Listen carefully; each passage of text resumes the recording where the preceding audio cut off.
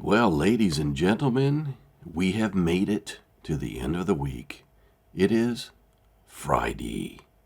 Friday. And here we are. Glad we made it. The Punisher is here, and welcome to the show. I've got a fantastic show for you today. Sipping on my coffee. Oh my God, I've got some news. Operation Smokescreen continuing, but before we get too far into it, I said I had an exclusive that's coming out right now, and that is my interview with the National Gold Group VP. Okay? I'm going to ask him a couple of questions. He's going to give a couple of responses, and then as soon as I get back, we'll get into the good stuff. So I'm going to go top off my coffee, and I'll see you in a minute.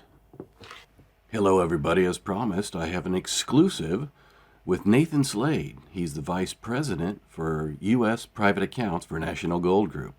Welcome, Nathan. So, hey, interest rates are nearly 20% higher today than they were in 2022. Given that inflation remains consistent, what are you hearing about both inflation and interest rates for the remainder of 2023?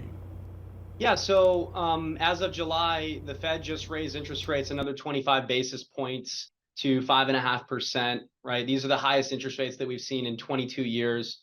And just over the last year, there have been a record 11 interest rate hikes since March of 2022. Based on what Chairman Powell told us going forward, there will be another meeting in September, and there is the possibility of another potential rate hike there. Or rates could remain where they're at. They're certainly not going to be coming down. So, a further decision will be made based on the next CPI report, the ECI report.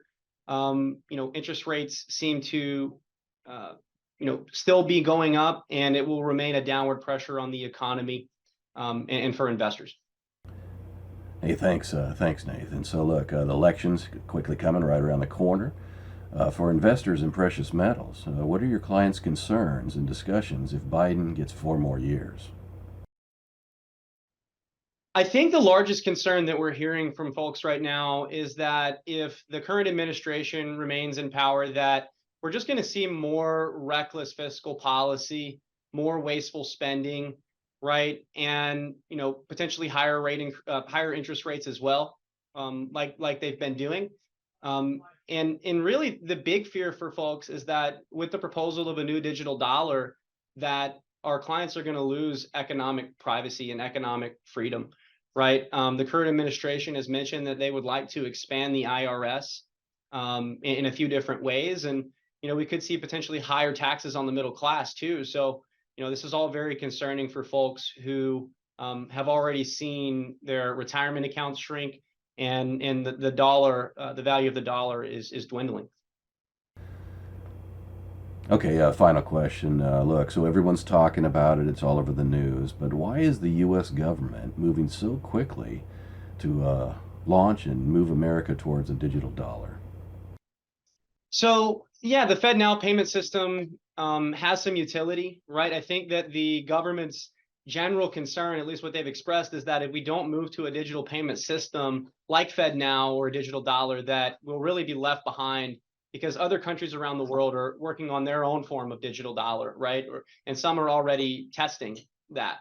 So I think that's the fear from the government. I think that the speed at which they're rolling it out is alarming, and it could really pose a threat to people's economic freedom and economic privacy, right? I mean, under a digital dollar or a central bank digital currency, the government would essentially have full range of control over how you spend your money, what you spend your money on.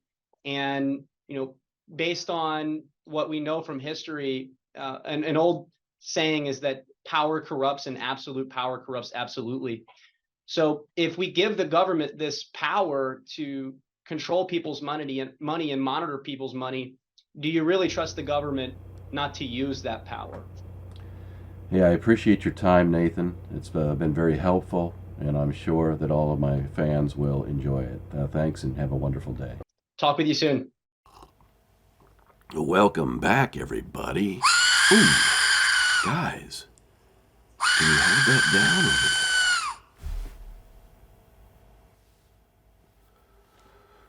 there? Oops. That sound you heard was not supposed to be broadcast live. Sounded pretty scary, didn't it? But anyway, here we are, back. Guess what? Operation Smokescreen 2.0 is proceeding, as I've discussed, but it's Operation Slipknot that's really become the center of focus. Okay, because I have some big heads. Big heads are coming down as part of the Slipknot. This, Operation 1.1, Slipknot 1.1, as I mentioned, it's been keeping me very busy, to say the least.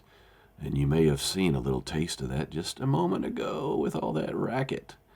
But now, so did you hear yesterday? My man, Elon, went down to the border to show what the hell's really going on. See that picture behind me? Elon, making things happen and giving the real deal, okay? Because we sure know the media isn't doing it. But he's down there looking good and making things happen, bringing things to light. And that's why we love him. He puts rockets in space and he handles things, all right? So, this is crazy. You see the debate? Wasn't that crazy? Well, that's another story. But what's really crazy is how quickly the Slobberman policy got... Oh, I'll come back to that. That's just too funny. But now let's get right down to it. Yours truly, right here, making an appearance, because I know the fans love to hear from me, especially in my native voice. And now then, Punisher's been working very diligently, particularly on Operation Slipknot 1.1. As you know, that is going to be the big one.